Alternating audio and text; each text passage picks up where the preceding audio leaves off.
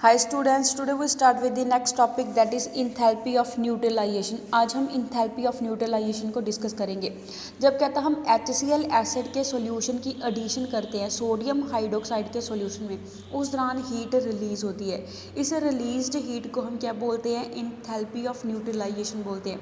इसकी रिएक्शन हमें यहाँ पे रिप्रेजेंट करी है, दैट इज कहता जो HCl एसिड है इसके एक्वा सॉल्यूशन की हम एडिशन करेंगे सोडियम हाइड्रोक्साइड बेस के एक्वा सॉल्यूशन के अंदर। उस दौरान हमारे पास प्रोडक्ट फॉर्मेशन क्या होगी?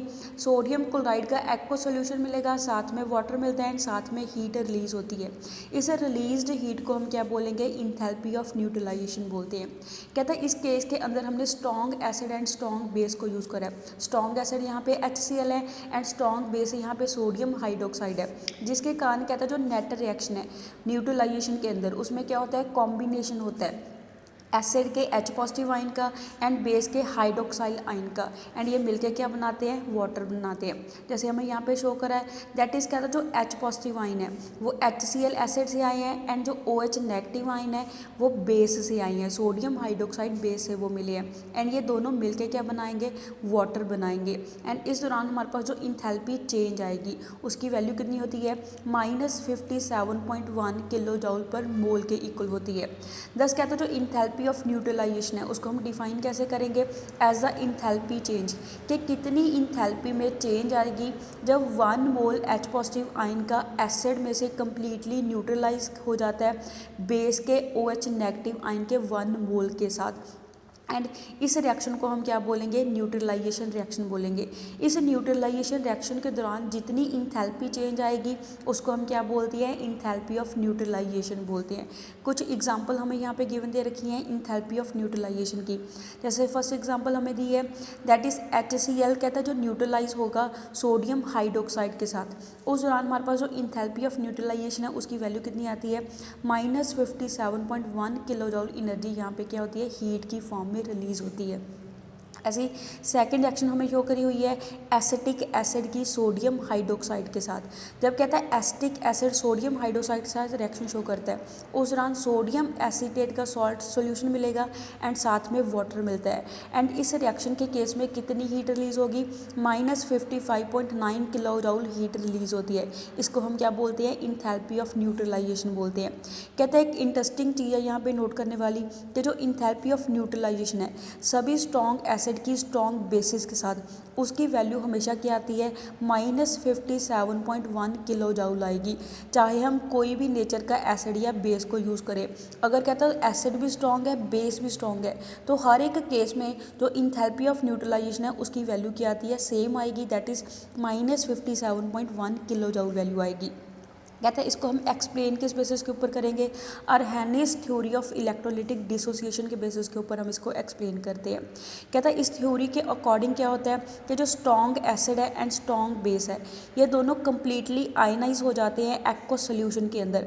एंड कहता है जो न्यूट्रलाइजेशन रिएक्शन होती है स्ट्रॉन्ग एसिड की स्ट्रॉन्ग बेस के साथ एक्वा सॉल्यूशन के अंदर उसमें सिंपली कॉम्बिनेशन होता है 1 mole of H positive ion का एसिड में से, एंड हमारे पास किसके साथ कंबाइन होगा?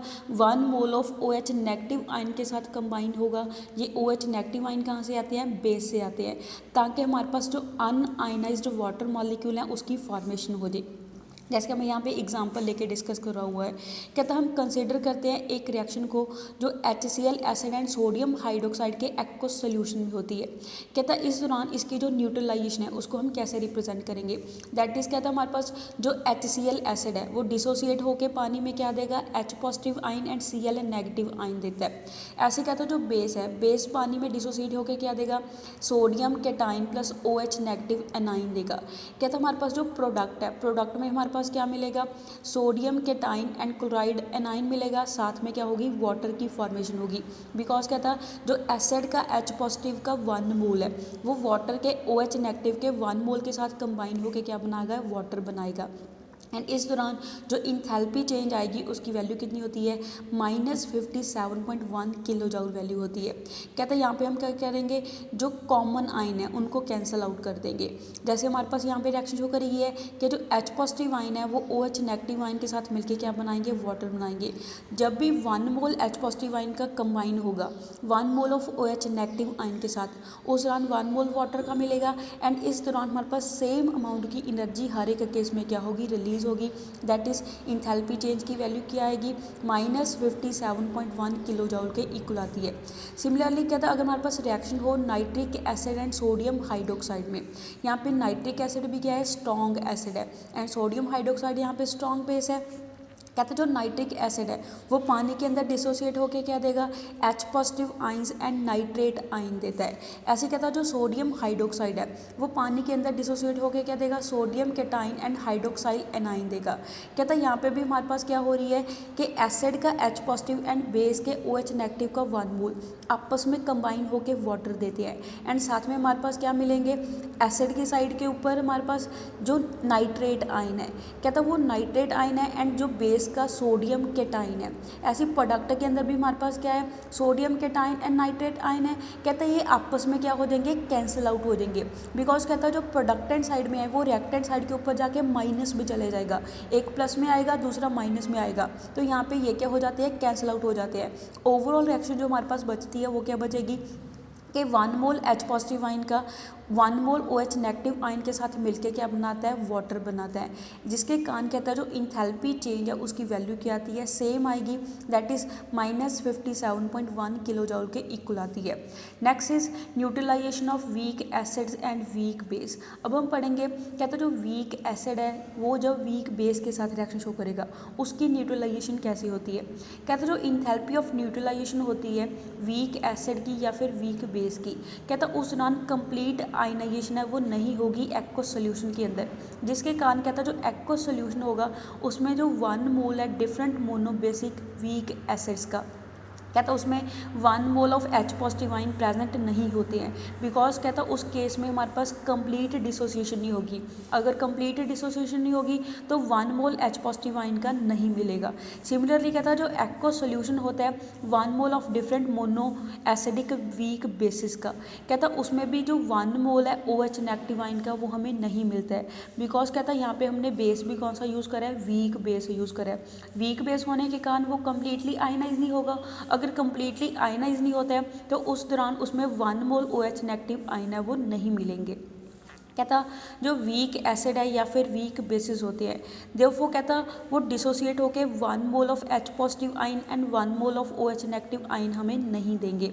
दस कहता जो न्यूट्रलाइजेशन होती है वीक एसिड की स्ट्रॉन्ग बेस के साथ, कहता उसमें सिर्फ क्या होता है, कॉम्बिनेशन होगा H पॉजिटिव आइन का OH नेगेटिव आइन के साथ, बट ऑल्सो कहता यहाँ पे हमारे पास डिसोसिएशन होगी वीक एसिड की या फिर वीक बेस की। तब कहता है जो डिसोसिएशन प्रोसेस है वो हमारे पास कैसे चलेगा, एब्जॉर्प्शन ऑफ एनर्जी के साथ चलेगा। बिकॉज उस दौरान हमारे पास 1 मोल H पॉजिटिव का प्रोड्यूस करने के लिए या फिर 1 मोल OH नेगेटिव आयन का प्रोड्यूस करने के लिए वीक एसिड या वीक बेस में से हमें एनर्जी प्रोवाइड करनी पड़ेगी ताकि उसकी कंप्लीट डिसोसिएशन हो जाए। तो कहता उस केस में हमारे पास हमेशा एनर्जी क्या होगी, एब्जॉर्ब होगी एंड उसको हम क्या बोलते हैं, इंथैल्पी ऑफ डिसोसिएशन बोलते हैं।